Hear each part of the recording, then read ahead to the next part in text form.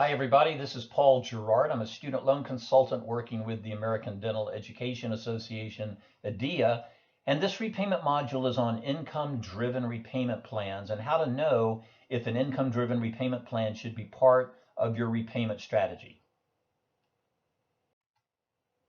Now, hopefully you saw the earlier module on repayment plans where we looked at time-driven and income-driven repayment plans. Once again, this module is going to focus on income-driven repayment plans that we call IDRs. That's the umbrella name for a lot of different payment plans based on income. You see a listing of 4 of them there. We are going to focus our attention on the 2 most recent plans, Pay As You Earn, known as Pay, which became available in 2012, and Revised Pay As You Earn, known as Repay, which became available in 2015. Repay is the newest of the income-driven repayment plans.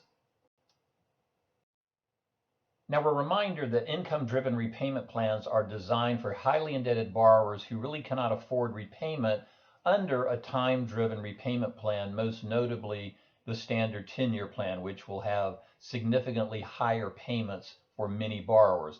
One fairly easy way to know whether or not you need an income plan is to look at the gap between your federal debt and your income. The bigger the gap, the more likely you are going to need an IDR, an income-driven repayment plan.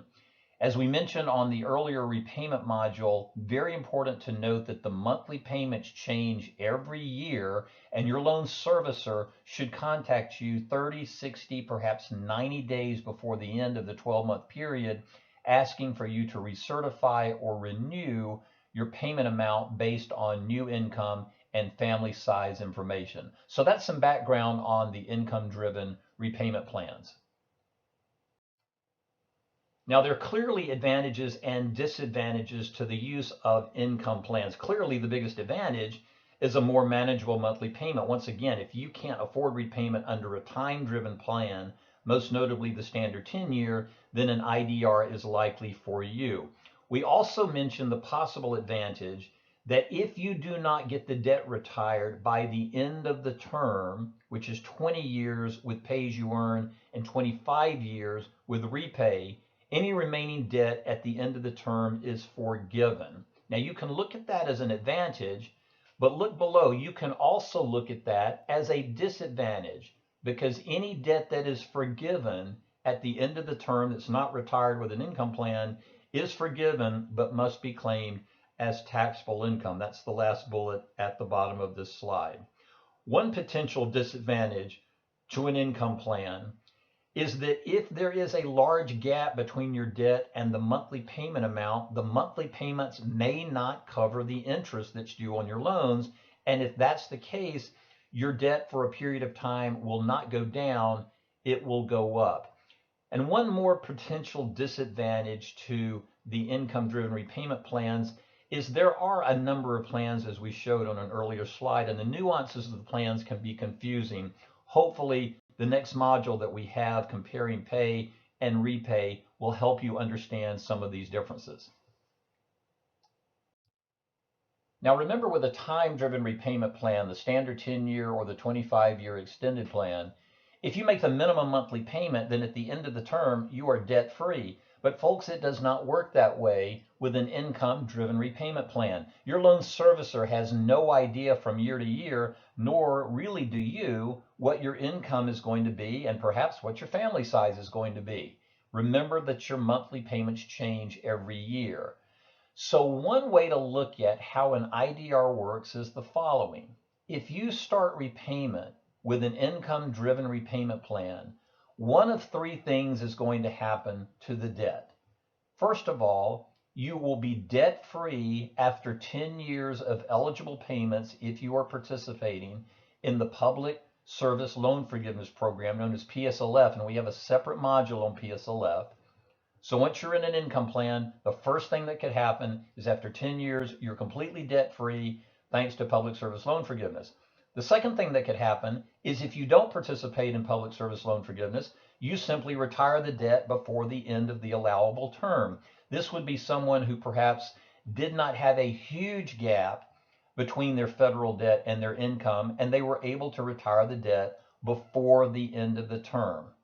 But number three, if you start in an income plan and you don't use the public service loan forgiveness program and you're not able to catch up and retire the debt before the end of the term, this would be someone who has significant debt and whose income stays relatively low compared to the debt. Then the third thing that can happen is you get to the end of the term and you have not paid all the debt off. And in that case, the debt is forgiven. But a reminder that unlike the public service loan forgiveness program, any debt forgiven at the end of the term will be subject to tax, has to be claimed on a tax return as taxable income. That is not the case with the public service loan forgiveness program. Now, some comments as we wrap up this module on the income-driven repayment plans. We'd encourage you to take a look at the time-driven repayment plans first, the standard 10-year and the extended 25-year plan. In other words, run those numbers first and then back into the use of income-driven repayment plans if you can't afford payments under the standard 10-year and extended 25-year plans. You work with your loan servicer to actually apply for income-driven repayment plans. We'd encourage you to talk to them first, but you actually apply at studentaid.gov. Remember that with the income plans, you have to renew or recertify them every year. We'd encourage you to be sure you do that in a timely way. Otherwise, your monthly payment may increase dramatically, and any accrued and unpaid interest may capitalize, meaning be added back to the original amount that you borrowed. We hope the following resources will help the AAMC ADIA Dental Loan Organizer and Calculator, named DLOC, that we've mentioned before. It provides repayment and forgiveness estimates based on your individual student loan portfolio and your individual career plans, including any kind of advanced dental education plans you may have. Also, studentaid.gov, the repayment estimator that we have referenced before, a great way to see the impact of changes in income and family size on your payments with the income-driven repayment plans.